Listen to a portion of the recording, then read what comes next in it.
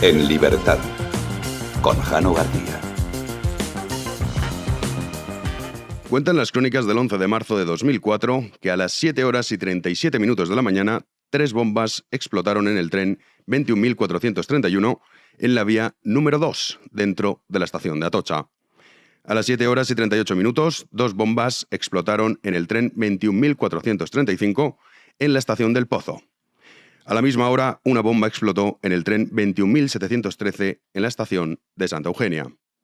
A las 7 horas y 39 minutos, 4 bombas explotaron en el tren 17.305 en la calle Tellez, apenas 500 metros antes de entrar en la estación de Atocha. El pánico y el caos no tardaron en aparecer y las líneas de emergencias se colapsaron con llamadas como esta. Estoy en Atocha, ha habido una bomba en el tren y hemos tenido...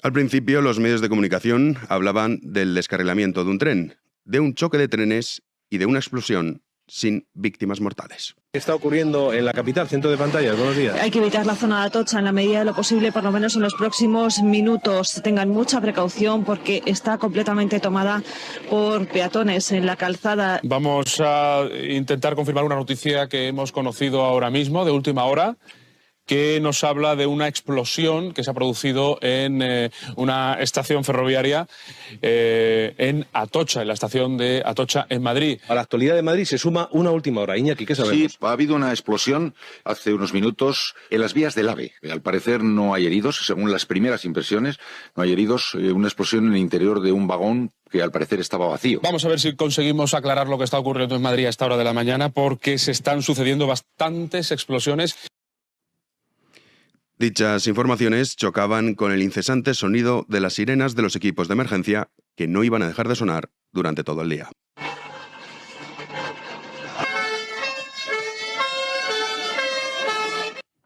Los ciudadanos que habían resultado ilesos en las explosiones se apresuraron a tratar de ayudar a las víctimas. Los servicios de emergencia utilizaban los restos de los vagones como camillas ante la falta de medios, y miles de ciudadanos acudieron como voluntarios para tratar de conseguir rescatar al máximo número de personas. A las 8 horas y 50 minutos de la mañana, José Luis Rodríguez Zapatero, líder de la oposición, fue el primer político en condenar lo que ya se sabía, un atentado brutal. Tenemos en este momento a José Luis Rodríguez Zapatero en la antena. Sí. Señor Rodríguez Zapatero, buenos días. Buenos días, por decir algo. Sí, bueno, nos gustaría saber cuál es su sentimiento, su sensación o su reflexión en este momento y cómo nos recomienda que nos enfrentemos con este drama. Bueno, la primera sensación, lógicamente, es pensar en las víctimas, en sus familias, en el dolor que van a sufrir y que todos tenemos que acompañar con toda la intensidad y con toda la humanidad. En segundo lugar, pues lógicamente una reflexión clarísima, y es que ETA ha intentado intervenir en la campaña. Yo pediría a todos los ciudadanos que el domingo, como reacción a ETA, hubiera una masiva participación en las urnas. A Zapatero le iba a seguir el lehendakari vasco Juan José Ibarretxe, que también iba a condenar el atentado y a acusar a ETA de perpetrarlo. Realmente, cuando ETA atenta, cada vez que ETA ha atentado y atenta, se rompe en 1000 pedazos el corazón de los vascos y vascas. Porque el pueblo vasco ha sido, es y será un pueblo civilizado. Gaspar Llamazares, a la sazón líder de Izquierda Unida, iba a hacer las siguientes declaraciones. Este atentado, por si alguien lo dudaba, demuestra la verdadera naturaleza de ETA. Una organización nazi que tortura y asesina al pueblo. No solo las autoridades políticas, sino también todos los medios de comunicación dudaron en atribuir a ETA el atentado. El diario El País sacó una portada en la que se podía leer «Matanza de ETA en Madrid». Sin embargo, Arnaldo Otegi se apresuró a desmentirlo, afirmando que ETA no tenía nada que ver. A lo sucedido hoy en Madrid, en primer lugar, lo queremos dejar absolutamente claro. La izquierda abertzale no contempla ni como mera hipótesis que ETA esté detrás de lo ocurrido hoy en Madrid. Y lo queremos dejar absolutamente claro. El gobierno dirigido por el Partido Popular iba a hacer sus primeras declaraciones a las 12 horas cuando Ángel Acebes, a la sazón ministro del Interior, afirmaba lo siguiente. Una masacre en España. Me lo han oído ustedes decir en varias ocasiones durante los últimos meses y muy en especial durante los últimos días. En 4 ocasiones consecutivas, las fuerzas y cuerpos de seguridad han conseguido evitarlo, pero desgraciadamente en esta ocasión ETA ha conseguido su objetivo. Nadie ponía en duda que el atentado había sido obra de ETA, y así lo afirmaban también las primeras investigaciones policiales. Pasaron las horas y el número de víctimas iba aumentando cuando de pronto la investigación dio un giro brusco. A las 16 horas del 11 de marzo, los medios de comunicación informaban de la aparición de una furgoneta en Alcalá de Henares. En concreto, una furgoneta Renault Kangoo que había sido robada. Se realizó una primera inspección por parte de 2 guías caninos que afirmaron no haber encontrado nada. Pero de pronto, una vez la furgoneta llegó a comisaría, se encontraron restos de explosivos, detonadores y una cinta en árabe con versículos del Corán. Ángel Acebes volvió a salir ante los españoles para informar de lo sucedido. Esta mañana me comprometí a darles todo tipo de información que pudiese ser conocida por la opinión pública.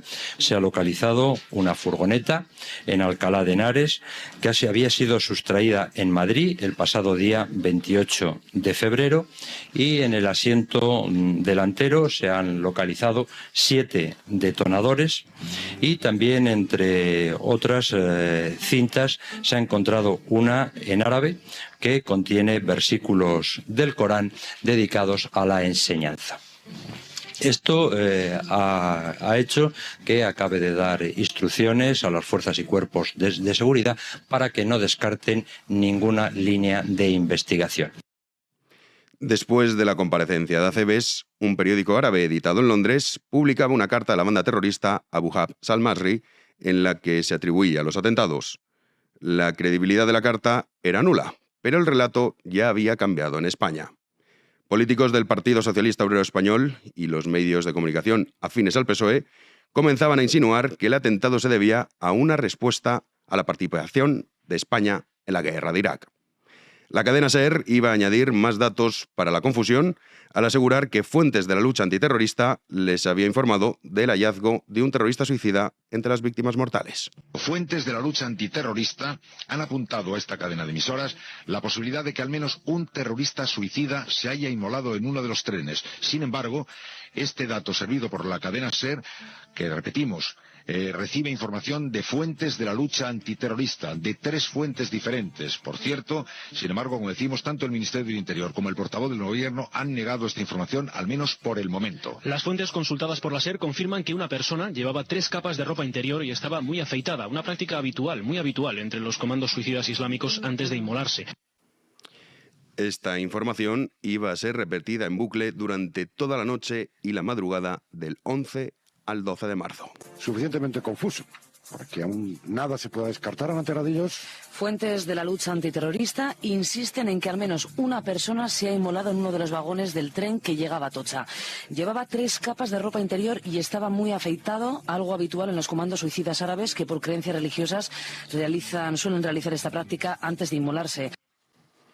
La información era falsa, y a pesar de que tanto desde el Ministerio del Interior como fuentes policiales se afanaron en desmentirlo, asegurando que no había dato alguno que apuntara dicha posibilidad, la sociedad española compraba la tesis de que el atentado obedecía a la guerra de Irak. El rumor de que el gobierno ocultaba información a propósito y con fines electorales recorría toda España, y los medios de comunicación afines al PSOE se dedicaban a difundir dicha tesis. El propio presidente del gobierno, José María Aznar, tuvo que salir la mañana del 12 de marzo para desmentirlo. No hay en ningún caso, ningún aspecto que se refiera a los atentados cometidos ayer en Madrid que pueda conocer el gobierno que no ha sido puesto en conocimiento de la opinión pública. Incluso, quiero decirle que yo lo he hecho personalmente. Por lo tanto, me sorprende que nadie pueda decir, y quien lo ha dicho debería excusarse, que se está ocultando información. porque al secretario general del Partido Socialista y al parecer jefe de la persona que ha dicho eso, las sospechas, yo le informé personalmente ayer en 2 ocasiones de las cuestiones que había. Personalmente. Como lo hice con el líder del Partido Popular, señor Rajoy, y como lo hice con todos los directores de medios de comunicación escritos de Madrid y de Barcelona. Poco importaban las explicaciones. La cadena SER continuaba expandiendo su información falsa esa misma mañana, la mañana del ya 12 de marzo. Las fuentes consultadas por la SER confirman que una persona llevaba 3 capas de ropa interior y estaba muy afeitada, una práctica muy habitual entre los comandos suicidas islámicos antes de inmolarse. Ese mismo día, la bolsa encontrada en Vallecas de los supuestos terroristas, que no había explotado, y contenía un explosivo diferente al que utilizaba la banda terrorista ETA, iba a permitir apuntalar el relato de que el gobierno mentía.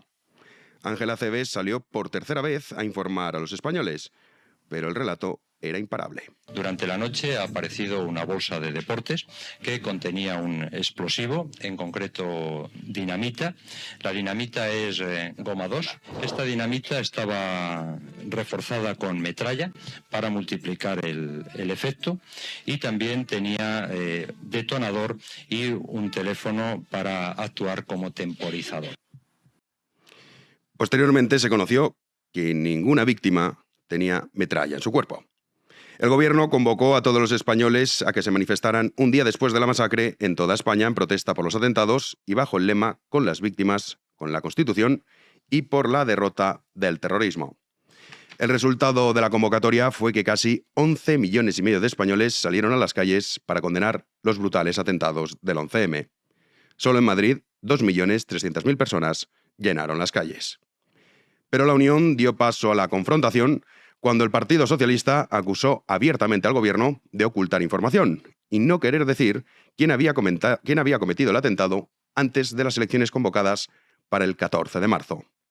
El 13 de marzo, un día antes de las elecciones, comenzaron a circular cientos de miles de SMS en el que se podía leer que el gobierno mentía y que el atentado había sido causado por Al-Qaeda. Bajo el lema "Pásalo", se llamaba a los españoles a sitiar la sede del Partido Popular y exigirles que dijeran la verdad. También se extendía el rumor de que las elecciones iban a ser suspendidas, lo cual era falso. Los medios de comunicación no tardaron en afirmar que eran concentraciones espontáneas, y así lo retransmitían. Son ciudadanos que de forma espontánea han aparecido en la calle Génova con pancartas en las que, como pueden observar, se puede ver la palabra paz. También hay muchas fuerzas de seguridad en las inmediaciones de la calle Génova, pero de momento, insistimos, no tenemos noticia de que se haya producido ningún incidente. Es, repetimos, una manifestación espontánea.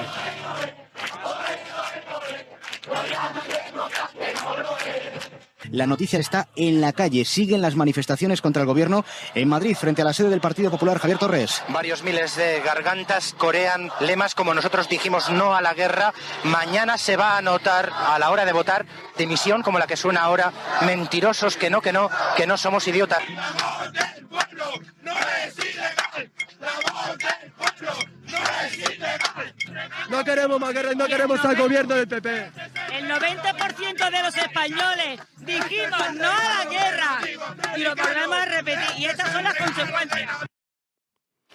El candidato a las elecciones del Partido Popular, Mariano Rajoy, y en plena jornada de reflexión, decidió salir a hablar públicamente para exigir que los manifestantes dejaran de rodear la sede nacional al ser una concentración ilegal a escasas horas de comenzar la cita electoral.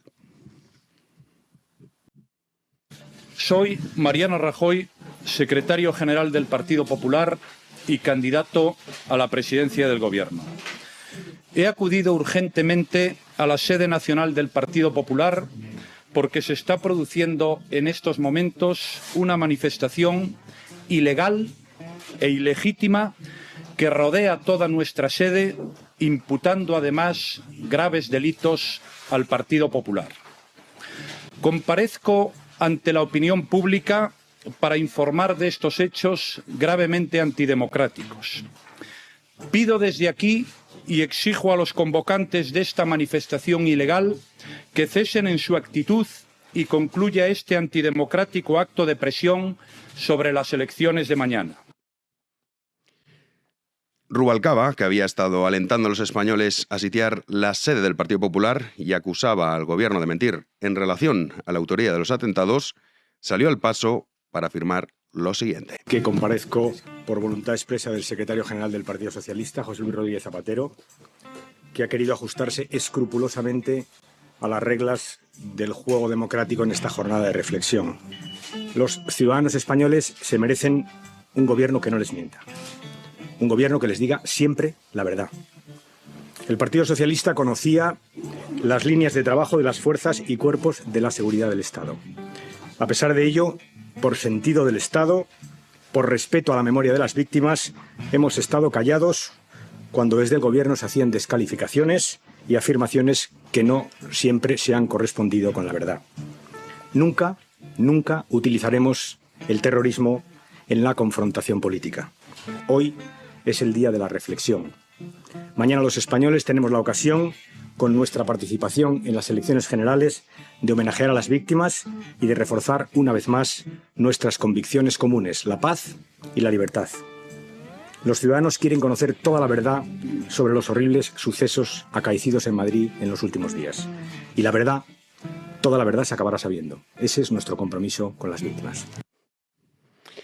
Esa misma noche, y apenas 8 horas antes de que abrieran los colegios electorales, tras una llamada anónima hecha a Telemadrid, la policía había encontrado una cinta de vídeo y se informa de que su contenido es que un supuesto portavoz de Al-Qaeda en Europa reivindicaba el atentado.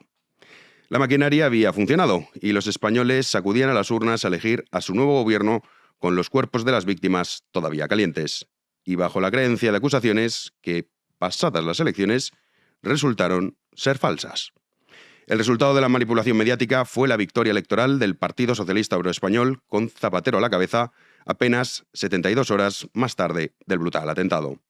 Un atentado que dejó 192 muertos y casi 1.500 heridos. 20 años después, seguimos sin saber quién fue su autor intelectual ni quién lo financió. ¡Comenzamos! Como bien saben ustedes, se cumplen 20 años del 11M y seguramente muchos de ustedes han visionado el documental que hizo Terra Ignota al respecto. Si no lo han hecho, nosotros vamos a dejar en la descripción ese documental que consta de varias partes y que explica muy bien, pues, tantas preguntas sin respuesta.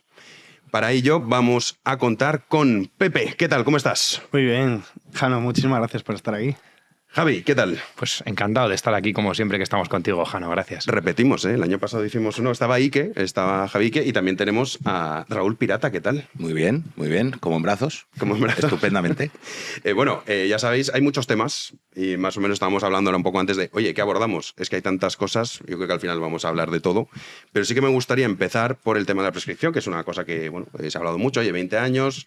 de ese atentado que se llevó 192 víctimas. Si sumamos a ese TEDx que en el piso de Leganés hay, que se nos han suicidado todos los terroristas a la vez y nos hemos quedado casi sin poder decir quiénes son, pues serían 193. Pero bueno, ustedes saben que según cómo lo calculen, yo en mi caso creo que diría siempre 193, ¿no? Creo que sería el más correcto, aunque creo que el editorial ha dicho 192. Pero bueno, podemos empezar por el tema de la prescripción. Es decir, oye, ¿qué pasa ahora? Cumple 20 años el 11M y ¿esto qué supone? Pues, o sea, desde un punto de vista jurídico-técnico, la prescripción supone la desaparición de la responsabilidad penal por el atentado, ¿no? Pasan 20 años, cuando se comete el atentado del 11M en 2004, la ley, el Código Penal vigente en ese momento, comprende que los delitos de terrorismo prescriben a los 20 años, como todos los delitos muy graves en nuestro código, y esto se reformó en 2010. En 2010, la prescripción de los delitos de terrorismo que habían causado muerte a una persona, al menos, obviamente, se declararon imprescriptibles. Digo esto de 2010 porque es relevante saber que el último atentado mortal de ETA fue en 2009 y justo un año después el Partido Socialista cambia la ley para que ya no prescriban, ¿no? Pero todos los atentados de ETA, por ejemplo, prescribían a los 20 años. Esta ley, como toda ley penal, es irretroactiva, o sea, no se aplica hacia atrás y, por tanto, la prescripción del 11M se aplica la que estaba vigente en aquel momento, en 2004, y es de 20 años. Esto a muchísima gente le preocupa y dice, joder, prescribe el delito, ya no se van a poder pedir responsabilidades y demás, ¿no? Y yo quiero lanzar aquí la pregunta. ¿Íbamos a pedirlas? Es decir, el 11M prescribió el 14 de marzo de 2004. Ese día ya estaba todo juzgado. En esos 3 días se decidió un relato, caló ese relato. El juicio posterior lo único que hizo fue apuntalarlo socialmente. Y yo creo que no hay que preocuparse de que prescriba excesivamente. Es decir, se extingue la responsabilidad penal, pero nosotros estamos por otra cosa, ¿no? Que es la responsabilidad moral. Y creo que el trabajo, sin desmerecer, por supuesto, el de todos los abogados, todas las asociaciones que han luchado por este caso desde un punto de vista jurídico, creo que ahora lo que hay que tener claro es que tenemos que seguir recordando a las víctimas por justicia, por dignidad y porque España se merece un gobierno que no les mienta, ¿no? Entonces, yo creo que a la prescripción hay que darle la importancia relativa que tiene, que, insisto, no la desmerezco, pero que tampoco hay que preocuparse demasiado. Se termina la responsabilidad penal, pero no la responsabilidad moral, que vamos a seguir exigiendo. O sea, hoy no termina nada. Pepe. Yo creo que, bueno, incluso hablaremos un poquito del docu, de los capítulos, Sí, y cómo está estructurado, pero en la línea de lo que dice Javi hay un tema que, efectivamente, o sea, el 14 de marzo la sociedad española tomó una decisión influida por un juicio que es mediático, no un juicio de unos expertos en materia jurídica que habían entrevistado a una serie de peritos, a una serie de policías, a una serie de testigos y que lo analizan pormenorizadamente, que luego lo que hacemos contar en el documental es precisamente la gran cantidad de fallos que hay en ese juicio. Pero claro, este juicio tiene lugar en el 2007. En el 14 de marzo del 2004 es cuando la población española ya ha tomado una decisión. Por eso le llamamos además 11M el principio del fin. Hay un cambio radical. Nosotros en el documental, en ese último capítulo donde hablamos de todas las posibles teorías, que es quizá lo que más mostacilla da, nosotros no nos decantamos por ninguna. Analizamos los hechos, los vamos exponiendo y en ese último capítulo exponemos las principales teorías que esa línea revisionista ha tenido a lo largo de estos 18 años, porque lo publicamos en el 22. Pues nada, la población española tomó esa decisión aquel día. Y eso es lo que ha cambiado todo. Y esto lo vemos constantemente, como al final el juicio mediático te deja una impronta a la población y tomas unas decisiones que luego te llevan a donde te han llevado. Esa es la única consecuencia, además, clarísima, nítida, de que el gran beneficiado de todo esto ha sido el Partido Socialista. Sí. No, y además es que esto yo creo que no lo puede discutir nadie, ni siquiera un miembro del Partido Socialista, que el 11M supuso un antes y un después en la historia de España. O sea, es que esto es algo que es indiscutible. Hablabais del documental, ahora os voy a preguntar, porque también lo hablábamos justo antes de empezar a grabar, que hay como mucho auge ahora de hablar del 11M, especialmente lo hemos visto estas últimas semanas, tanto La Sexta, El País, La SER, que podrían decir ustedes, no, esto es por el caso Koldo, para que no se hable de eso. Ayer entrevistó Évole también a Zapatero, o sea que de repente es una cosa que dices, bueno, podría ser por el caso Koldo, ¿no? Porque si echas la vista atrás, claro, estamos en el mundo de la inmediatez y entonces olvidamos, pero lleva como 2 o 3 años que ha revivido el interés por, oye, ¿qué pasó realmente el 11 de marzo? Y sobre todo el interés por decir, no se pregunten ustedes qué pasó el 11 de marzo. Pero bueno, ese documental que hacéis del 11M consta de varias partes, como decíamos antes. ¿Por qué lo hicisteis? ¿Cuál crees que fue? Porque hay muchos, ¿eh? Yo, como el vuestro, no he visto ninguno. O sea, es verdad que hay muchos documentales del 11M. El más parecido quizás sería el de otro caso de Dreyfus, sería lo más similar, pero no tiene tanta duración ni tantas partes. ¿Por qué os lanzasteis a hacer este documental? Pirata. Porque había que hacerlo. Es que no estaba hecho. El documental es esa crónica judicial que no hizo ni Televisión Española, ni Telemadrid, ni Antena 3, ni nadie. Y eso había que explicarlo porque aquí llevamos 20 años conviviendo con 3 realidades. Una es la del 14 de marzo, que como decía, ¿no? España tomó la decisión con las manos atadas a la espalda, con el cuello puesto para arriba y con un embudo. O sea, no fue una decisión libre, fue una decisión completamente inducida. Luego está la verdad judicial, que esa es la que se sabe en 2007, que no tiene demasiado que ver con la verdad oficial que se estuvo lanzando en los medios tanto tiempo. Y luego está la verdad que nosotros defendemos, que es la de la duda, la verdad de decir, oye, vale, para un momento, aquí esto no es así, explícame qué ha pasado. Luego ya veremos, para llegar a las 3 preguntas del quién, cómo y por qué, eso es muy difícil, y para llegar ahí, antes de plantearnos si fue Marruecos, Estados Unidos, el PSOE, hay que quitar todo el ruido que hay encima, toda esa trama de encubrimiento, que es precisamente la verdad de los medios, para poder decir después, oye, pues ha pasado esto, ha pasado lo otro. Y eso al final es el juicio, el sumario, todo el juicio es esa trama de encubrimiento, que es lo que intentamos nosotros, por lo menos, responder a alguna de las dudas. Vamos, de hecho, para el que ya digo, seguro que muchos de ustedes ya lo han visto, pero el que no, yo reconozco que cuando lo vi, al principio, muchas cosas que se te han olvidado por completo, porque vosotros también muchas veces lo que hacéis es decir, oye, esto es lo que se dijo en el juicio. O sea, no estoy diciendo una opinión, es simplemente... No, pero no se te olvidan, Jano. A mí sí, te lo prometo, que yo estoy metido en el tema y se me había cosas que... No se te olvidan no se te olvidan porque el día 14 arranca el apuntalamiento de todo lo que ha pasado en esos 3 días. Entonces, tú realmente, si recuerdas, quizás no exactamente y tal, pero sí vas recordando cosas, pero de lo que te han contado después. Bueno, eso también es verdad. Te han borrado totalmente, se ha querido borrar esos 3 días. Por ejemplo, muchas veces nos dicen que si nos paga Aznar, ¿verdad? Que ya sabemos que... ¿Qué pocos conocen? Por eso te digo que si nos conocieran, ¿verdad? Aznar solo. Pero solo Aznar o el Yunque y tal, ¿no? Bueno, pero quiero decir, cuando Soros, nosotros... ¿no? Soros no ha aportado. Soros, Putin, todavía sí, no. Putin Algo si nos conocen.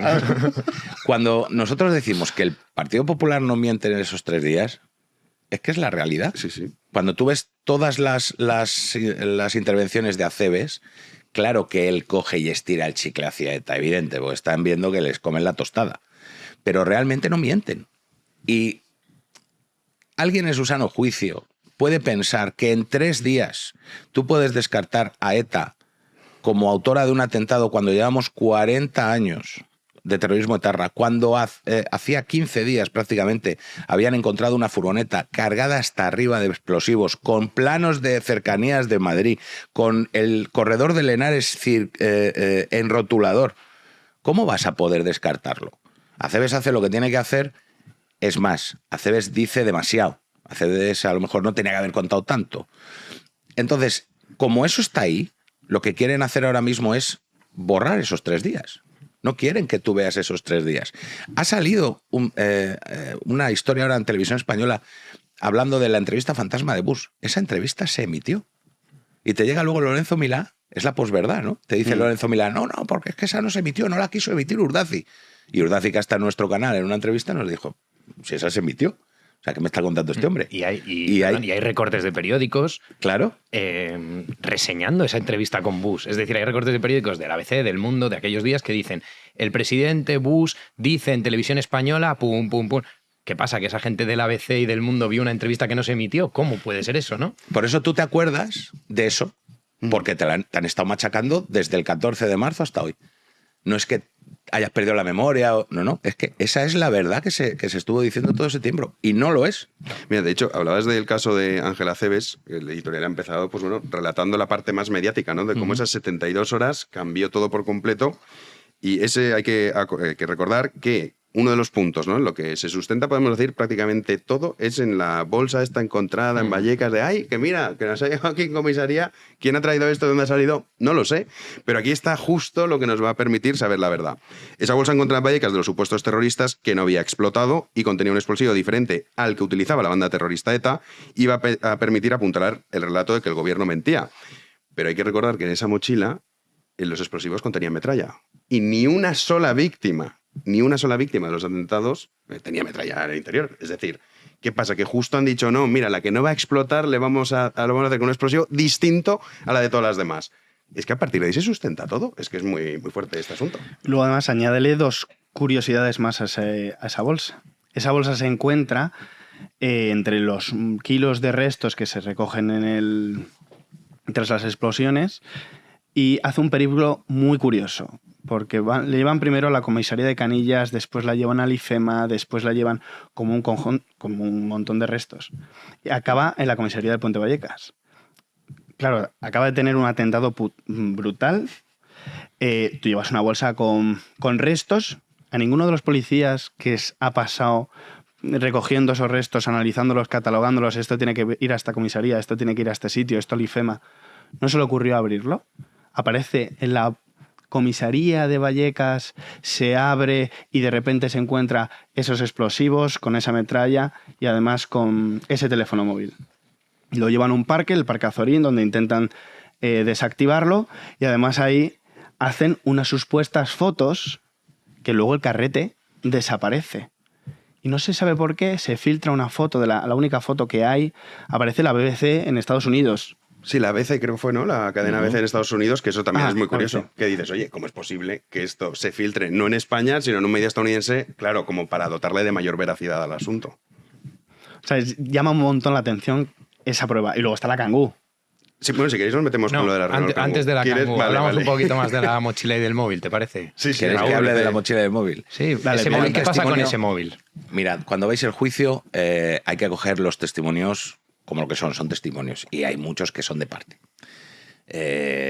Nosotros nos gusta mucho Cartagena, por ejemplo, el imán de la mezquita de Villaverde, porque a nosotros nos da mucho juego.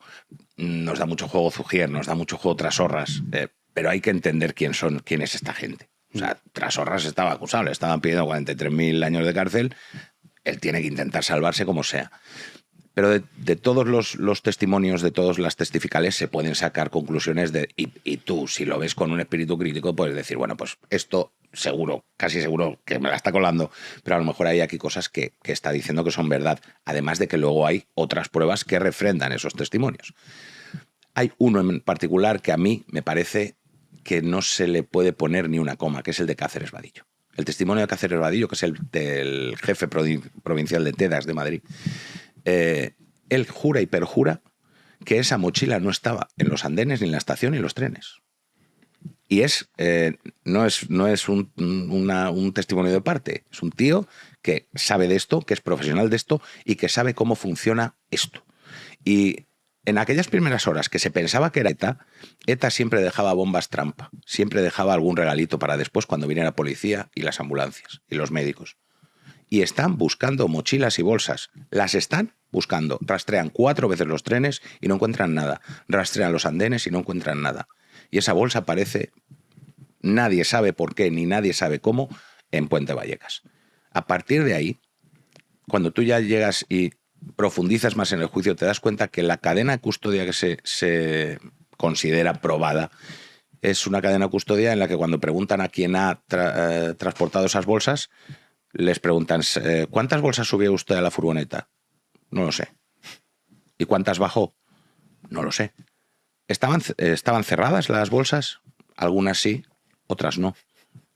Esa es la cadena de custodia que se da como buena, ¿no? Y luego la bolsa pues tiene un montón de incongruencias que no se explican. La de la metralla es la más llamativa. Yo personalmente creo que cuando se monta esa bolsa todavía no se sabe lo que has traído en los trenes y por eso montan eso. Y entienden que habría metralla y dicen, pues metemos metralla. Porque esa bolsa no es lo mismo que explota en los trenes. Y en el juicio se determina que esa bolsa es la guía y a partir de ella entienden que todas son iguales. Si aquí había metralla y en los trenes no, ¿por qué el agomado seco tengo que entender que estaba en los trenes? No tiene sentido. Por lo menos jurídico. Yo no soy abogado, pero no tiene demasiado sentido. O racional o lógico, que no tiene ningún sentido. Y luego que esa no podía estallar en la vida. Hablamos del limón. Vamos a hablar del limón. Nos han llamado el otro día, ¿vale? A ver, bueno, te lo explico rápido. Uno de nuestros taraditos, de los que nos siguen y tal, se ha hecho con 4 Triumphs T110, con 4 móviles. Que es el teléfono móvil que se encontró en la mochila, para el que no lo sepa. Digamos. Exacto, lo que iba a hacer. Lo que iba al detonador para que explotara. Bueno, pues se ha hecho con 4. Y están trasteando con él. Están mirándole la tensión, están mirando a ver cómo estaban conectados los cables y tal. Ya explicaremos, ya cuando acabe de hacer todo, pues haremos algún vídeo y tal, ¿no? Y el otro día nos escribió un chaval que decía, joder, es que esto os lo he dicho yo hace 2 años que le habíamos hecho el limón, ¿no? Pues que quede aquí claro que esto ya nos lo dijo y como somos un desastre, pues ahí dejamos el correo y nos habíamos olvidado completamente de él, así que de verdad nos perdone. Que esto ha sido uno que nos llamó también por Twitter y nos dijo, oye, mira, que tengo esto. Y bueno, pues venga, vamos a trastear a ver. Y se están descubriendo cositas de este teléfono, claro. Que no tenía la suficiente potencia para... No, exactamente eso no. Se ha descubierto otra cosa.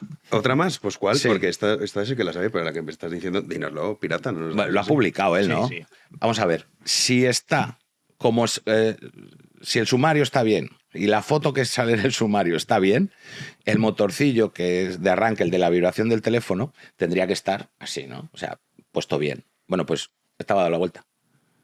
Por lo tanto, ya no es que haya poca o mucha tensión. Es que es imposible. Es que los bornes no dan y ese motorcillo nunca se habría accionado. Por lo tanto, ya no solo es un mecanismo de seguridad, que es el cable que va del teléfono al detonador que estaba suelto, sino un segundo que dentro del teléfono mismo el mecanismo que lo tiene que accionar no estaba conectado.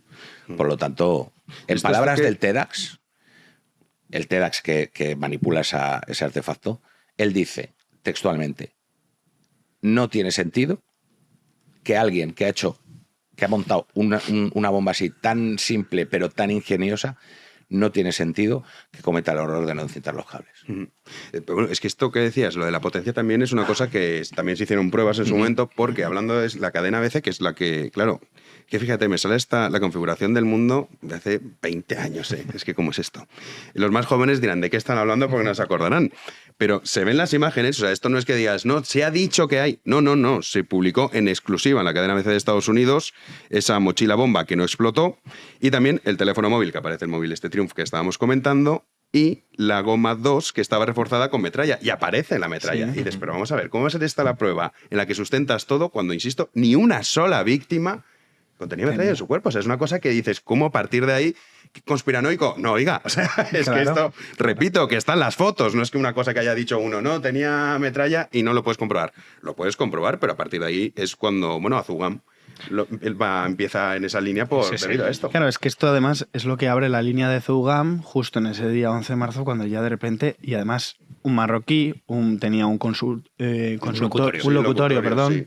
Las tarjetas prepago. Ahí es donde vendía las tarjetas, y ya te apuntala el relato junto con la cinta del Corán que se encuentra en la Kangoo. Pero si te fijas, son todo pruebas que van a los hechos, y no de los hechos se sacan unas pruebas. No se investiga aún hoy en día, lo dice siempre Pirata, aún hoy en día no se sabe lo que estalló en los trenes. No se sabe con certeza el tipo de dinamita que estalló en los trenes. Bueno, explosivo. Sí, se puede saber, lo que pasa es que no sé. O no lo están ocultando. No sé qué decir, claro, porque la única prueba que hay, que se sabe de una muestra que llega sin tocar de los trenes, es la muestra M1, es un poquito, unas micras de polvo de extintor, que la meten ahí en el cromatógrafo y aparece que es titadín. Lo cual tiraría por tierra todo. O sea, absolutamente todo. ¿Vamos con la Kangoo? Vamos. Que también es otro de los temas, es que lo voy a buscar, porque hablamos del tema mediático. Bueno, esto ocurrió cuando dices, es que el PP no mintió, es verdad. A Cebes le decían esto, iba con todo. Esto fue a las 4 de la tarde, el 11 de marzo, cuando se informa de que en Alcalá de Henares se ha encontrado una furgoneta Renault Kangoo que había sido robada. Entonces, a priori, se realiza una primera inspección por parte de los guías caninos que dicen, oye, aquí no hay nada. Llega a comisaría y de repente esa furgoneta llega y tiene restos de explosivos, detonadores y una cinta en árabe con versículos del Corán, que es, esto, repito, 11 de marzo a las 4 de la tarde, cuando ya empieza a girar la investigación de decir, no, esto ya ha sido Al Qaeda. Tenía también un neón, un cartelito de neón que ponía Al Qaeda, pero según sacaron se les cayó y no lo pudieron llevar al juicio. A mí me gusta llamarle la Capilla Sixtina del terrorismo a la Renault Kangoo, ¿no? Porque es maravilloso. Como dices, los guías caninos no marcan nada, ahí no hay explosivos, tampoco hay drogas, no hay nada. Entra un policía, y le preguntan luego en el juicio, ¿usted vio algo? Y dice, bueno, me parece que me tropecé con una maza, ¿no? Dice que había como una maza un boli y tal. Pero por supuesto, no. Explosivos, no una cinta con versos del Corán y demás. Pero es que además de la cinta con versos del Corán, también en un momento dado aparece la información de que hay una cinta de la Orquesta Mondragón. Curiosísimo, no sé si eran musulmanes que les mola el punk vasco, lo sabrá, estoy seguro que lo sabrá, o había dos cintas y todo dependía de en qué lado cayera la moneda. Se tira una moneda al aire y todavía vamos a dejar abierta esa vía. Pero bueno, esto quizás sí que es teorizar demasiado, así que lo voy a dejar de lado. Pero de la cinta del Corán también hay que mencionar. Es una cinta de versos del Corán chií, cuando Al Qaeda es un grupo terrorista suní. ¿Esto qué quiere decir? Que una vez más el que prepara las pruebas sabe poquísimo de lo que tiene que preparar. Pues igual que el inútil que mete la metralla o el inútil que pone un motor de vibración al revés, el inútil que mete los versos del Corán piensa, estos son en moro, mételo para adentro y ya está. Está clarísimo que la Renault Kangoo, además, desde que aparece en Alcalá de Henares hasta que llega a comisaría, pasa otro periplo similar al de la bolsa de Vallecas, desaparece durante hora y pico, nadie sabe dónde está y de repente, pum, ya aparece en la comisaría para que se analice y para que se encuentre todo raro, lo que además, se debe de encontrar. Perdona, Javi, que vaya a la comisaría de Canillas en vez de a la policía científica. Entonces, bueno, eso es maravilloso. Efectivamente, siendo la bolsa el inicio del carrete de hilo que permite tirar, la Renault Kangoo es lo que apuntala ya el relato, ¿no? Entonces, bueno, versos del Corán, ¿qué más quiere usted, señor espectador? Es evidente que estamos hablando de Al Qaeda. Pues muy importante esto que has dicho, que es, claro, chií, suní, que además esto hay que tener en cuenta que entre ellos se detestan, Claro, pero a un nivel que extremo. a nosotros nos parece una tontería porque no lo entendemos y porque no No. conocemos el Islam. Pero Sí, para sí. un musulmán chií, equivocarlo con un suní Es es lo mayor de los gravísimo. insultos. Sí, o sea, sí. vamos, se tienen más odio entre ellos que de ellos hacia nosotros. Efectivamente. ¿Queréis apuntar algo más de la Renault Kangoo o vamos con el Skoda Fabia, que también hay cositas ahí? La Kangoo sirve para ganar las elecciones. La bolsa es el primer eslabón para apuntalar la versión y luego ya viene lo demás. Que lo demás ya son piezas que van teniendo que meter a martillazos. Porque claro, es que meter la bomba, la bolsa, no es como la de allí. Bueno, no pasa nada. Vamos a hacer un informe de que en Asturias hay unos clavos parecidos. Unos clavos, pues me explico. La Kangoo, venga, no pasa nada. Luego el 14, como ya da igual, ¿sabes? Cuando se devolvió, pues esa cinta que era tan importante, se le queda el dueño, la tiene el dueño. Se la devuelven. No se quedan para analizarla más ni nada, ¿no? Son esas dos pruebas en las que se sirve para el cambio de gobierno y luego todo lo que viene detrás tiene que pivotar en esas dos pruebas. Y el Skoda Fabia, si quieres, por darte entrada, es apuntalar el tema vehículos. Claro, si estamos hablando de 10 bombas, menos que 10 no parece que hubiera. 10 en una Kangoo no caben, ¿no? ¿Sabéis lo que es una Kangoo? Entiendo, ¿no? O sea, sí. O sea, no es una Iveco grande, una Kangoo. Bueno, pues métele los 10 más los 100 y pico kilos de explosivos repartidos con las mochilas. Necesitamos más vehículos. ¿Quién ponen? El Skoda Fabia. Entra un Skoda Fabia en juego y meten un número de teléfono y un jersey con ADN de alguien. ¿Por qué? Porque este Skoda Fabia aparece en junio. Estamos hablando de marzo. Los de Leganés se suicidan en abril. Ahora hablamos de lo de Leganés también en ese episodio. Es que el Skoda Fabia es ya no solo para apuntar el tema de los vehículos, sino para identificar a uno que les falta de Leganés. En Leganés, cuando se suicidan, pues falta uno. Tienen identificados a 6, pero les falta uno. Hay un cuerpo que no saben quién es.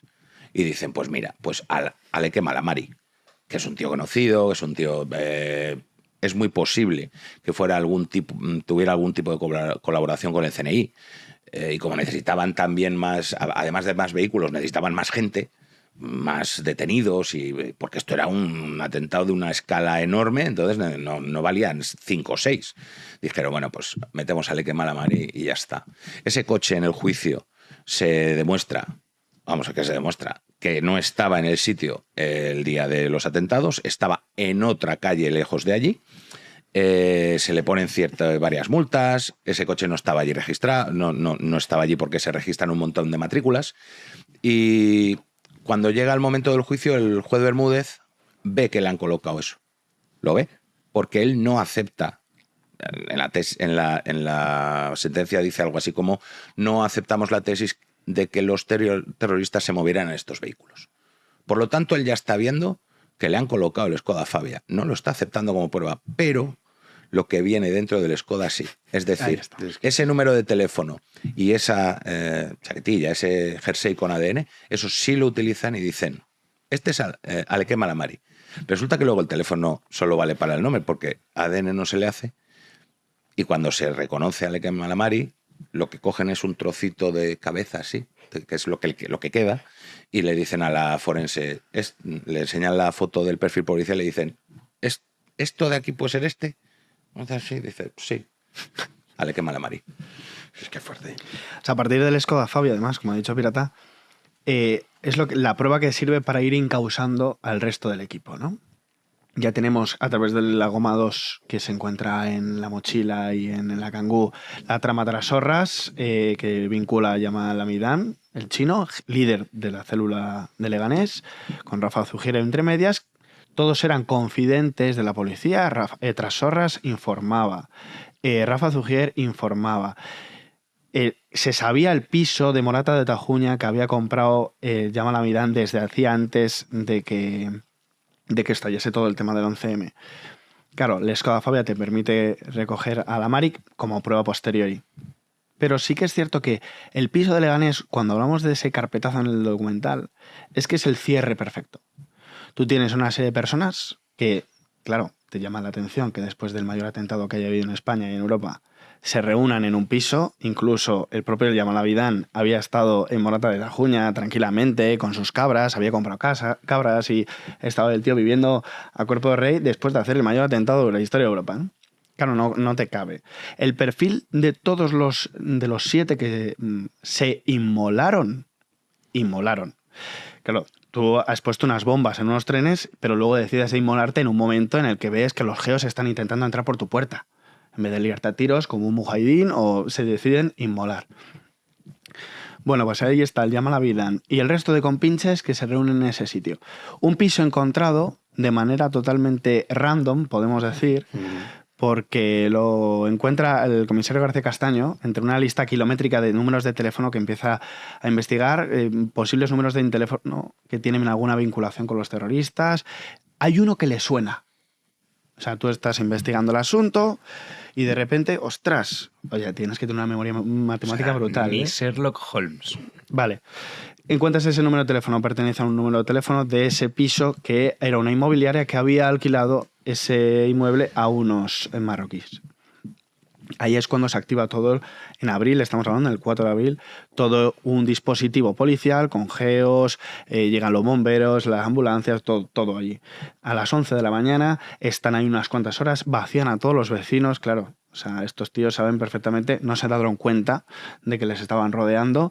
Los 7 tíos que estaban allí, no se sabe por qué se estaban allí reunidos de repente. Y se esperan a que todo esté bien, por supuesto, bien vacío, no vayan a inmolarse y a herir a inocentes. Porque terroristas, pero no tanto. Es decir, no es cosa de herir a inocentes e inmolarse con todo el mundo. Esperan a que después de haber vacío, 192, que vayan entre los geos, y entonces es cuando supuestamente decide explotar el asunto. Hay otras casualidades también que suenan a chiste decir esto, pero no hay que olvidarse que muere un geo entre ellos, en esta operación.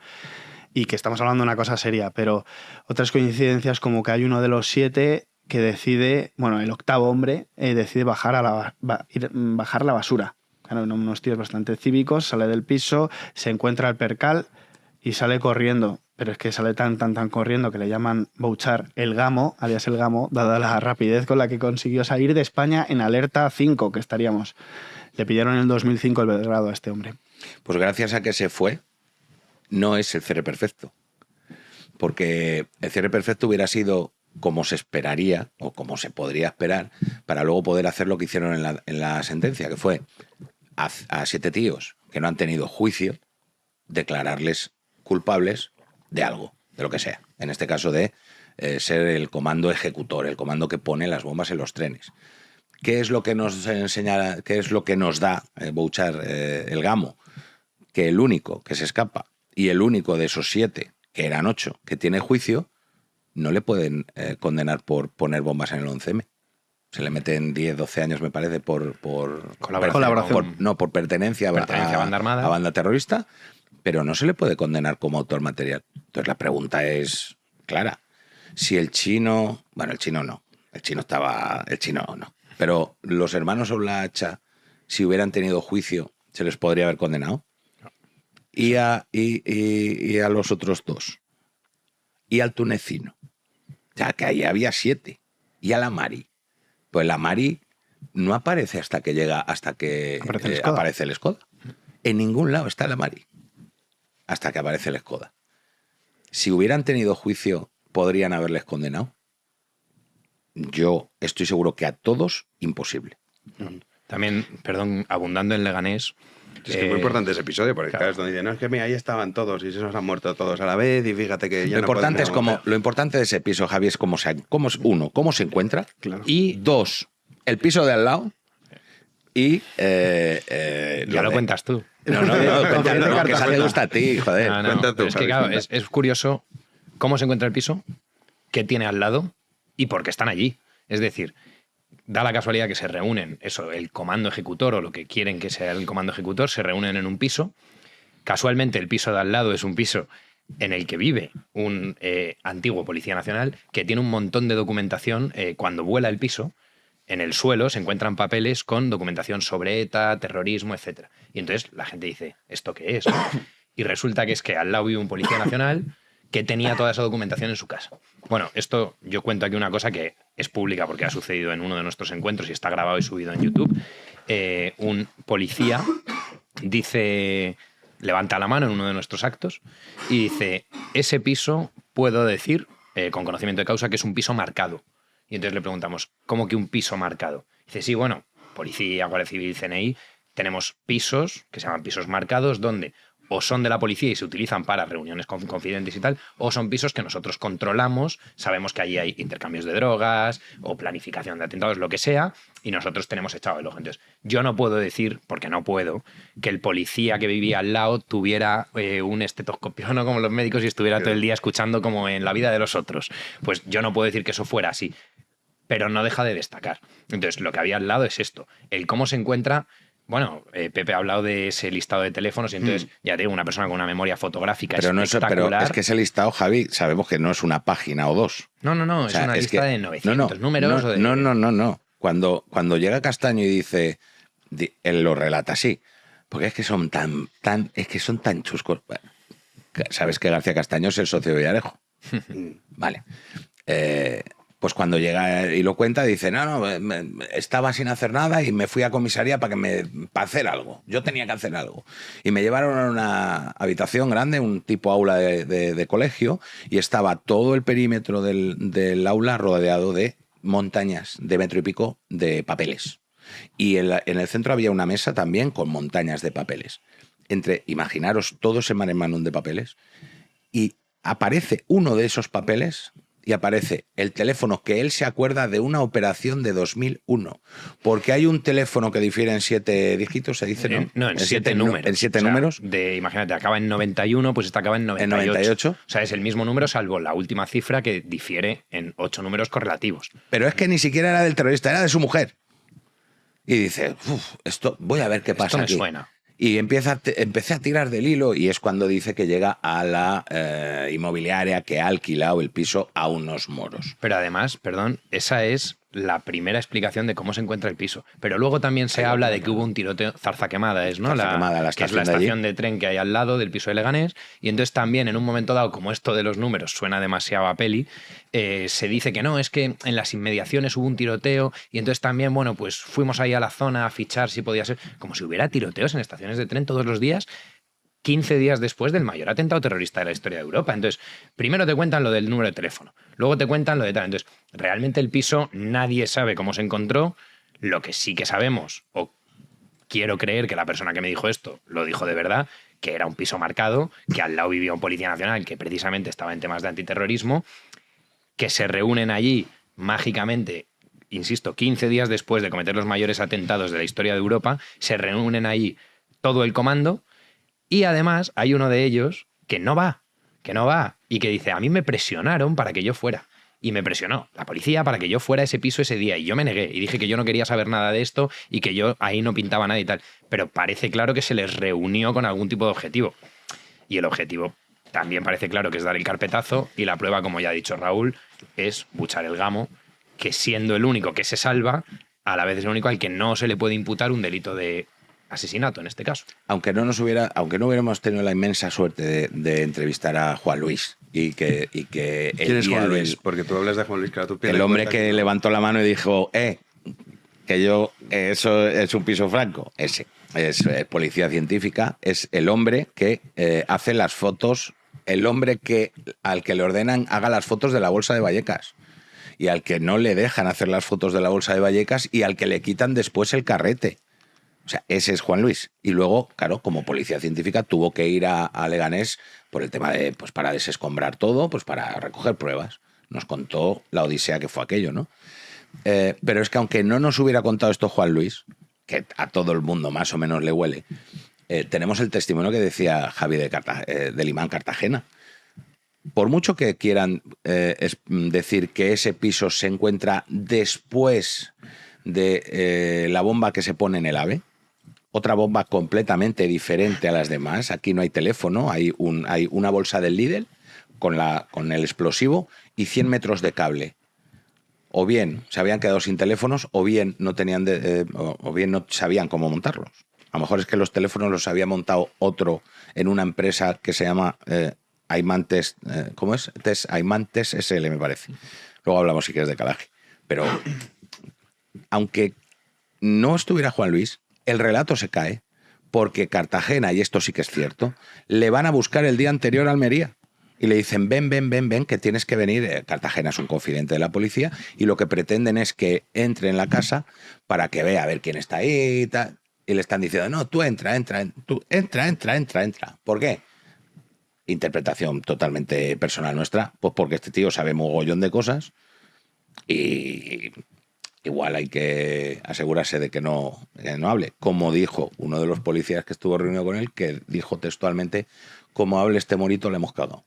Pero efectivamente, como ha dicho Pepe antes, y yo sí que, pasando al siguiente tema, pero sí que cerraría el episodio de Leganés recordando que, más allá de que estas 6-7 personas seguramente eran, pues eso, confidentes de la policía, trapicheros de bajo perfil, a los que se les acaba engañando de mala manera para inmolarlos y cerrar el carpetazo, esa es mi interpretación personal, pero no hay que olvidar que este episodio le cuesta la vida al único geo que ha muerto en acto de servicio en la historia de España.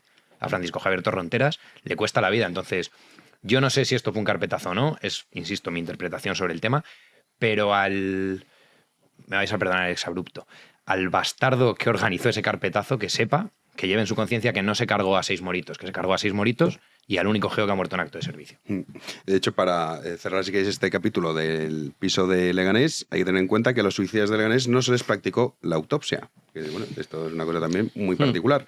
No solo no se realizó la autopsia a esos cadáveres, sino es que además se intentó, como comentabas tú antes, impedir a la policía científica que tomara muestras de los mismos a pesar de las órdenes de la juez Teresa Palacios. La policía científica solo pudo por fin acceder a los cadáveres 7 horas después de que estos llegaran al Instituto Anatómico Forense, donde estaba el mando del forense que el PSOE llevó a declarar a la comisión del 11M. Y que no debía de ser él.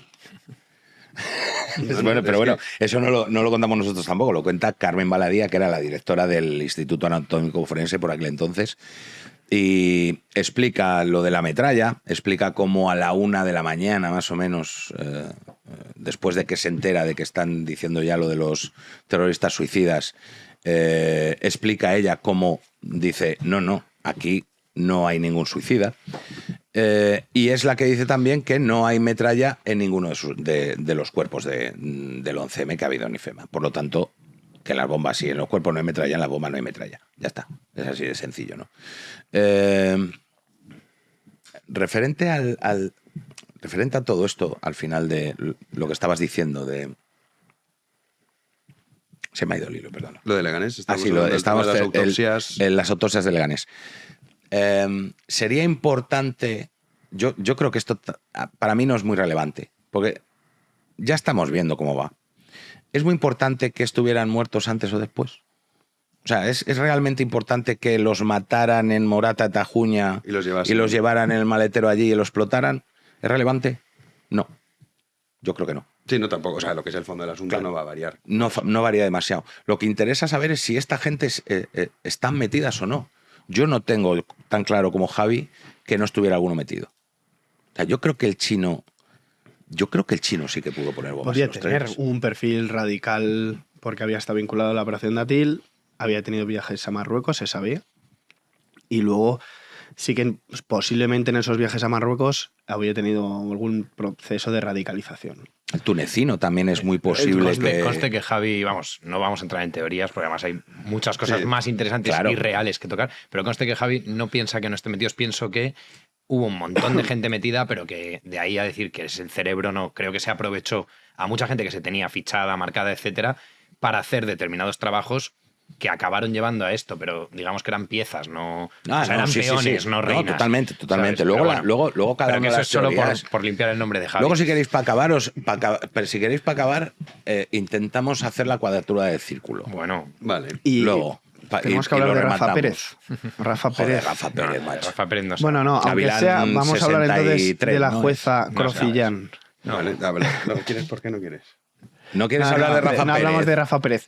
No hablamos de Rafa Pérez, pero sí que vamos a hablar un poco de la jueza Crocillán. Yo creo que sí que vale la pena. Entonces, Pues habla tú, que le ha dado un ataque de tos al pobre Sí. Pepe, que se hace. Entonces tienes que hablar de Rafa. Si hablas de Crocillán, tienes que hablar de Rafa Pérez, tío. Lo sé. Bueno, la jueza Crocillán es la única jueza que en el 2010 la Asociación de Víctimas del Terrorismo pone una querella contra Sánchez Manzano, el jefe de la unidad central de los TEDx. Para nosotros, alias Rafa Pérez. Entonces resulta, esto lo comentamos alguna vez en alguna tertulia, nosotros, si a alguien le interesa por qué le llamamos Rafa Pérez, que lo busque alguna de nuestras tertulias que lo contamos. Pero bueno, pone una querella por obstrucción de pruebas. La jueza Crocillán pide a los TEDx un informe sobre esa supuesta obstrucción de pruebas, tardan un año en dárselo, y luego recibe una campaña brutal de acoso y derribo, la jueza, mediática de todos los medios, que, claro, al final la acaban tomando por loca. Tal es así que ella, pues yo creo que es en 2011, si no me equivoco, la internan en un psiquiátrico en Palencia, incomunicada, y además que no se puede, como decías tú, Javi, jurídicamente... Sí, que es indefendible. O sea, jurídicamente no hay una sentencia que la inhabilite y que la meta en este psiquiátrico, por tanto no se puede recurrir, no se puede trabajar, pero tampoco es un internamiento voluntario, o sea, literalmente está secuestrada, y esto que estoy diciendo es de una gravedad extrema. O sea, hay una persona internada en un centro psiquiátrico sin ser voluntario, que es una de las maneras, sin que su familia lo haya solicitado, que sería la otra, o sin una sentencia que lo declare, que sería la tercera, ¿no? E incomunicada. Y está incomunicada. Nosotros, esto lo podemos contar también, hemos intentado acceder a Crocillán, hemos solicitado entrevistas con ella, además por mediación de gente que la conoce y nos conoce, no se puede. O sea, es como Fornox. Y tras mucha gente que nos dice eso no puede ser, eso es imposible, tiene que haber alguna historia y tal, esto es muy fácil. Que si estamos equivocados, que nos llamen y nos digan, no, mira, oye, esto es lo que nos han contado nosotros, ¿eh? Y que nos digan, no, mira, es que ella está voluntariamente allí y hay un papel firmado por ella. Nosotros salimos, decimos, oye, mira, igual que nos contaron la otra vez esto, pues esto no era así y esta señora está allí voluntariamente, ¿no? O sea, de hecho, ojalá pasara eso, Ojalá, porque sí. os prometo que dormiría muchísimo mejor por Claro, las noches sí. si alguien me enseñara ese papel y yo diría, me quito un peso de encima. Yo creo que, o sea, de hecho, el buen trabajo que habéis hecho y lo relevante es que aquí no se está intentando decir la culpa es de uno del otro, sino decir, queremos saber la verdad. Claro.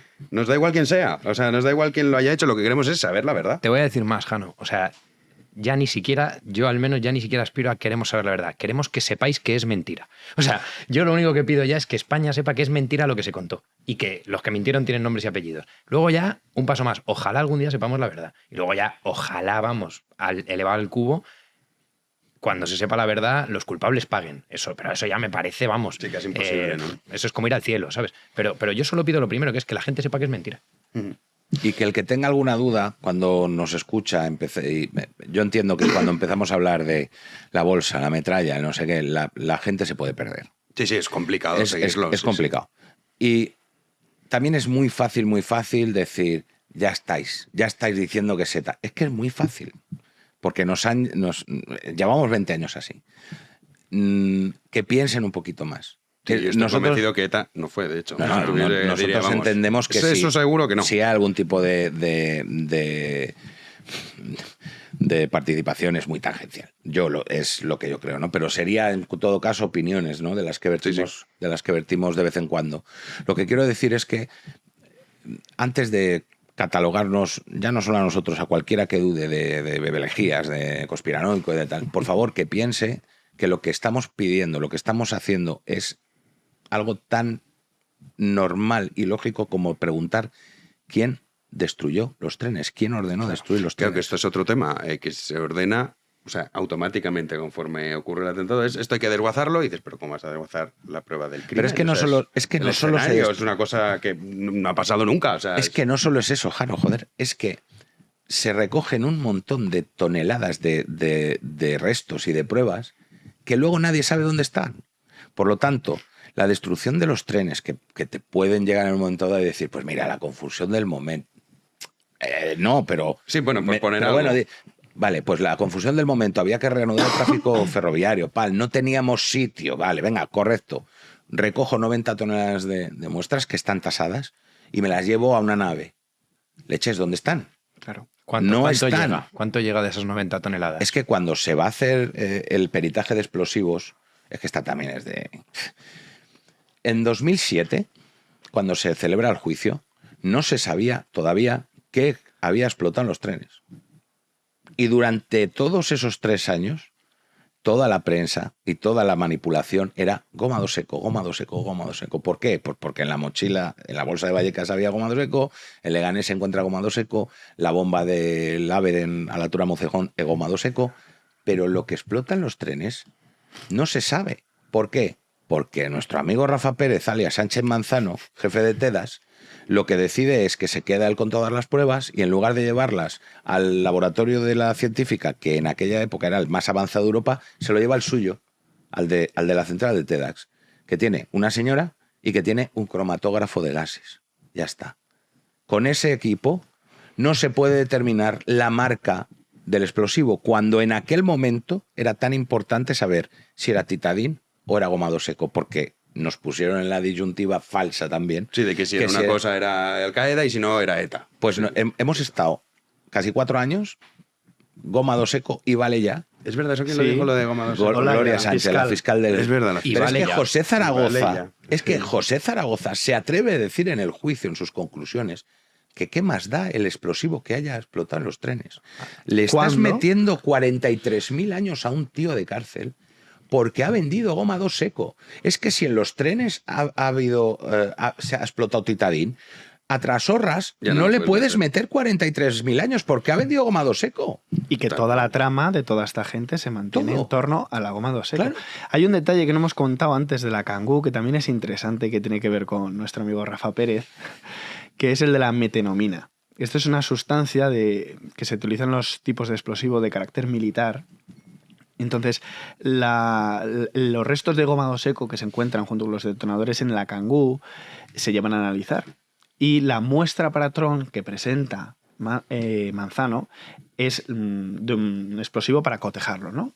Pues resulta que, curiosamente, tanto la muestra que se encuentra en la Kangoo como la muestra patrón que se presenta tienen un componente, que es la metenomina, que no es propia de la gomado seco, salvo que se haya utilizado en el aspecto militar, cosa que no se encuentra en el resto de los explosivos. No se encuentra en la bolsa de Vallecas, ni en lo de Mocejón, ni nada. Qué curioso. ¿Y si ese trozo que se puso en la Kangoo de resto estuvo sacado del mismo explosivo de un almacén? ¿De quién utiliza explosivo militar? Pueden haberlo utilizado los TEDAS para sus operaciones. Pues a lo mejor el que puso la muestra para Tron y el que puso el resto de la Kangoo es el mismo. Esta es una duda razonable, dado el análisis. Pues ahí, una prueba más de toda la confusión en torno a los explosivos y lo determinante que ha sido. De hecho, comentábamos, ¿no? Si ahora bajásemos a la calle y empezásemos a preguntar a la gente aleatoriamente quién fue el autor del 11M en el imaginario colectivo, la inmensa mayoría te diría Al-Qaeda. Dices, ya, pero es que tú lees la sentencia y eso no es lo que aparece ni siquiera. O sea, ya no es que digamos, no es que tengo dudas, es que no es ni siquiera lo que aparece en la sentencia. Pero ese es el éxito del relato, que han pasado 20 años y todavía sigue siendo así. De hecho, el gurú máximo de la tesis de Al-Qaeda es Fernando Reinares, cuya tesis, por cierto, sería tildada de teoría de la conspiración con la sentencia en la mano. Porque además Reinares, que defiende esta tesis, que por cierto es la que recoge el famoso documental de Netflix, que salió prácticamente simultáneo a que nosotros estrenáramos el nuestro, Amazon y Netflix hicieron uno cada uno, y Netflix adopta la tesis de Reinares. Y Reinares dice algo que también va contra la idea del imaginario colectivo. Dice que el 11M no se planificó para vengarse por la entrada de Aznar en la guerra de Irak, sino que se planificó para vengarse contra la operación Dátil, en la cual las fuerzas y cuerpos de seguridad españoles detuvieron a presuntos implicados en la trama del 11S, o sea, de las Torres Gemelas de Estados Unidos. Entonces, Reinares dice que sí, que fue Al-Qaeda, pero que no fue por Irak, sino que fue por esto de la operación Dátil. Esto va en contra de la versión, digamos, de la calle o de la versión oficial, donde todo el mundo asume que no solo fue Al-Qaeda, sino que Al-Qaeda, grupo suní radical, cometió este atentado para vengarse por la invasión de un país baacista, laico, el régimen de Saddam Hussein en Irak.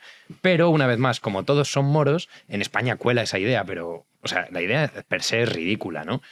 Que un grupo musulmán radical vaya a atentar por la entrada en Irak, que no eran especialmente amiguetes. Pero bueno, da igual, es Oriente Medio y todos nos perdemos ahí. A lo que voy es que la tesis oficial que apuntala este relato, que es Al-Qaeda, guerra de Irak, el gran gurú que la defiende ni siquiera defiende que sea por ese motivo. Y aún así, eso no se tilda de teoría de la conspiración. Nadie dice que Reinares sea un conspiranoico. Raúl, ¿quieres apuntar algo más? Que no sé por qué tiene tan buena prensa Reinares. No lo puedo entender, macho. No, te lo juro, es que no lo puedo entender. ¿Quieres hablar de cosas incomprensibles? Venga, por va. ejemplo, a Zapatero se le estaba dando mucho bombo estos días. Ayer estuvo con Jordi Évole, como, claro, el hombre que, bueno, fue el que tuvo que lidiar con todo esto, se ponía a contar, no, a mí me decía la gente, retira las tropas de Irak, fíjate lo del atentado, en fin, toda la tesis, que dices, todo empieza, o sea, el antes y el después de España, claro, es que son 20 años, es mucho tiempo. Los que tengan menos de 20 años ya no recordan ni siquiera esa España, pero el antes y el después es notable. Yo, vamos, he sufrido el cambio y lo he percibido cuando entra Zapatero, luego la línea continuista de Rajoy también, pero bueno, esto ya nos deberíamos del tema, y luego tienes el sanchismo, pero bueno, todo arranca con Zapatero. Incomprensiblemente se está utilizando a este hombre como mecanismo revulsivo para, oye, que estamos en horas bajas, sal aquí y sobre todo a comentar el 11M, que es lo que está haciendo La Sexta, que es lo que está haciendo El País. Es curioso, ¿no?, el interés que tiene hoy, me metía en El País, tanto en su canal de YouTube como también en su... Bueno, te habrás lavado bien. Te habrás lavado bien después. Sí, a ver, yo me flagelo algunas horas del día. Y entonces eso es cuando me meto en la serie y en la cadena SER. Perdón, en El País y en la cadena SER. Y entonces, bueno, viendo eso, están todos rescatando, sobre todo, ese relato de, oye, que aquí no se ponga en duda que el 11M fue un grupo terrorista, por supuesto, islamista, que lo que hizo fue vengarse por lo de la guerra a Irak. ¿Por qué creéis que hay tanto interés? Quizá porque hay mucha más gente descreída. También esto es bueno, las redes sociales han traído generalmente cosas malas en general, pero algunas cosas buenas, como por ejemplo que vosotros hayáis podido hecho este documental, que mucha gente se puede acercar y decir, oye, yo no les estoy diciendo nada. O sea, aquí no es un zumbao que dice, no está sido el servicio secreto marroquí con el servicio secreto francés. No, si lo supiésemos lo diríamos. No lo sabemos. Sino simplemente es lo que decía Javi. Oiga, nosotros no podemos decir, este ha sido esto. Ahora, lo que se ha sostenido durante todo el tiempo es mentira. Y parece que hay mucho interés en decir, no, hay que apuntalar esto otra vez. Además, fíjate, en el programa de Jordi Évole, hace 2 programas, uno entrevista a casi todos los periodistas de la SER, a Gabilondo y también del ABC. Y luego el otro, el segundo programa que hace es a Zapatero, una entrevista en exclusiva. Fíjate, ¿por qué no entrevista a peritos, a policías, a jueces? ¿Por qué no entrevista a José María de Pablos? Abogados. Entrevista a periodistas, que son los que juzgaron el hecho. Son los que nos dijeron la verdad en aquel momento. Y la verdad de que no nos confundimos, de que cuando votamos en el 14 de marzo, la gente que votó ese cambio votó bien, porque estábamos en lo correcto. Lo que ocurrió fue así. Luego ya lo que pasó en la sentencia y que la sentencia no tenga nada que ver, las pruebas y todo lo demás, eso ya es mentira, es agua pasada. Y es interesante porque la frase de Rubalcaba de España no merece un gobierno que nos mienta, que fue el último eslogan previo a las elecciones. España merece un gobierno que les diga la verdad. Siempre la verdad. Efectivamente. A mí me gusta compararla con luego la frase famosa de Zapatero cuando dijo, la libertad os hará verdaderos, ¿no? Es que es el mensaje socialista de siempre. O sea, confíate en mí, cambia de voto ahora, sé libre, olvídate, lo que te están diciendo los medios es la verdad y olvídate del estudio pormenorizado de la búsqueda de verdad, lo que te supone ese esfuerzo, olvídate de eso. Y a través de nuestro camino vas a encontrar la verdad. Es así, ese es el gran engaño que nos han hecho. Sobre esto precisamente preguntas, Jano, ¿y por qué ahora no usar, por ejemplo, una figura que recordemos que Zapatero salió por la puerta de atrás casi tanto como Rajoy. O sea, no llegó a presidirnos un bolso como en la época Rajoy, pero Zapatero se fue sin terminar su segunda legislatura, denostadísimo, absolutamente quemado. Había envejecido ese hombre en esos 7 años. Bueno, o sea, era otra persona que cuando entró. O sea, Zapatero durante mucho tiempo era el paria más intocable de España. Y ahora se está reivindicando su figura. Y en gran medida se está utilizando el 11M para esto. Y como has dicho tú, en estos últimos 2 años, este último ha sido espectacular, el lavado de cara y el resurgimiento que ha tenido el 11M. Y tú preguntas por qué. Y yo ahí tengo una teoría, voy a decir, que es... Zapatero dice una frase que dice, en aquellos momentos, en los momentos previos al 11M, las instituciones funcionaron correctamente. Lo hablábamos antes con nuestra amiga, con Cristina Sol, y efectivamente las instituciones funcionaron del carajo de bien. Hicieron su trabajo, que es mentir como cosacos para que el PSOE llegara al gobierno. Lo hicieron fantástico, ese era su papel y ese cumplieron. Llevaban 1 año entrenando, fue el Prestige, fue la guerra de Irak, y llevaban las instituciones la apisonadora mediática, la apisonadora política y la apisonadora sociológica, las famosas mareas que se llaman ahora. Ahí es cuando empezaron, ¿no? Entonces, esos movimientos sociales, que resulta que hay 100 organizaciones convocantes, pero luego hay 100 personas, todo eso ya se estaba empezando a poner en práctica desde 2003. Pum, pum, dándole la manivela. En 2004 eso consuma, funciona, gana el PSOE las elecciones. Pasan 20 años y durante estos 20 años la verdad es que Don PSOE ha seguido trabajando en esos términos. La apisonadora mediática ha funcionado, la apisonadora política ha funcionado, el PP cuando ha gobernado no ha tenido ni el valor ni la intención siquiera de cambiar nada. ¿Por qué? Porque tenían detrás esa apisonadora social y esa apisonadora mediática. Todo esto funciona hasta que llega un día, que casualmente también es en marzo, pero de 2020, que mucha gente de repente dice, un segundo, ¿me van a encerrar en mi casa? Un segundo, ¿me van a obligar a taparme la bocaza durante 3 años? Hemos estado obligados a taparnos la boca. Un segundo, ¿me van a obligar a ponerme esto? Independientemente de lo que creamos que había ahí o no había, es que me da igual. Me van a obligar a ponerme esto y si no, no me puedo tomar una cerveza en un bar. Entonces, en 2020 el sistema este de apisonadora política, mediática, social, deja de funcionar. Y deja de funcionar porque se pasan de la raya. Y también deja de funcionar porque hay gente valiente como Jano García, porque hay gente valiente como, puedo decir aquí cientos de nombres de amigos y no amigos, compañeros, que gracias a Internet, gracias a redes sociales, etcétera, tienen acceso a llegar a mucha gente y antes eso solo lo podías hacer desde los medios tradicionales. Si tenías Televisión Española, La Sexta, Antena 3 o Telecinco podías hablar a 1 millón de españoles. Pero tú y yo no podíamos, ahora podemos. Ahora podemos a través de Internet, a través de redes sociales, etc. Entonces, el sistema este de apisonadora mediática, política y social, trabajando 3 a 1, ha funcionado muy bien hasta que llegó la pandemia, el confinamiento, etc. Y ahí se dan cuenta de que quiebra. Estos últimos 3 años se les han debido hacer muy largos. Se les han debido hacer muy largos los 3 años de youtubers, blogs, tuiteros, dando guerra un día detrás de otro, desconfiando de todo y demás. Y yo creo que han visto, oye, ¿dónde podemos buscar nuestro mito fundacional? ¿Dónde podemos volver a coger a la gente y decirles, oye, acordaos de que estos son los que os mienten, que estos son los conspiranoicos, los bebelejías, los que decían que fue ETA cuando el 11M? Entonces han ido para atrás y han dicho, vamos a apuntalar 2004, que es lo que nos da de comer desde aquello. Total, ¿eh? O sea, es verdad que es que, mira, muy bien tirada. Aquí es... Tú querías decir algo una cosa, antes de Raúl y ahora te doy paso. Un puntillaje, ¿te acuerdas? Lo comentamos además, uno de los cánticos que se escuchaba en Ferraz, que era llamativo, es ¿qué pasó el 11M? El 11M, ¿qué pasó el 11M? Terra Ignota nos lo contó. No, pero es que el documental lleva la primera parte casi 400.000 visualizaciones y luego en total más de 2 millones. Pero bueno, insisto, está en la descripción. O sea que, Raúl, para concluir, pirata. Es el momento justo en el que deberías de poner el banner de el director del programa no se hace responsable de las opiniones de los invitados. ¿Os habéis dado cuenta?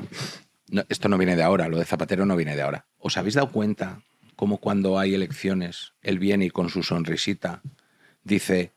A mí me gusta ganar por sorpresa. Sí, eso lo ha hecho varias veces. Lo hizo antes del 23 de julio y en Galicia también lo volvió a hacer en un meeting, que me parecía que iba borracho perdido. Eso, para que veamos la catadura moral de este tío, sí, que no es tonto, es muy malo. Y a los malos hay que hacerle cosas. Bien.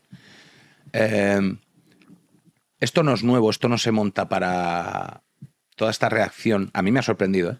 Me ha sorprendido porque nunca llego a creerme ciertas cosas, por muy echado para adelante que me vean estos. Hay cosas que no las acabo por pudor. Pero esto no se monta en 10 días, 15 días para taparlo de Koldo. Claro que no. Esto no se monta porque hay una percepción de parte del sistema, de parte del Estado, de parte del Partido Socialista, de que igual ellos se están notando que se les va de las manos. Porque si no, esto pasa como el aniversario 14, como el 12, como el 9. No pasa de aquí, nos dejan que sigamos hablando y ya está.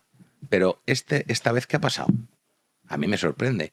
Y lo que me confirma a mí que no es como antes, que no simplemente es vamos a echar tierra aquí porque nos interesa ahora y tal, es que están modulando el mensaje. No es lo mismo lo que dice Évole hoy a lo que estaban diciendo hace 10 años. Tal cual. Se están introduciendo ciertos matices que para mí son importantísimos. Total. Tienes que verte el docu, tienes que leer muchas cosas, tienes que estar muy metido en el caso para darte cuenta quizá de esos matices.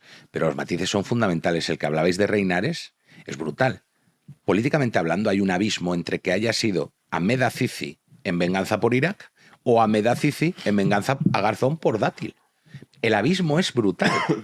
El abismo es brutal cuando dice también Reinares, no, bueno, es que a lo mejor ha habido un error policial. Eso tú no te lo planteabas antes.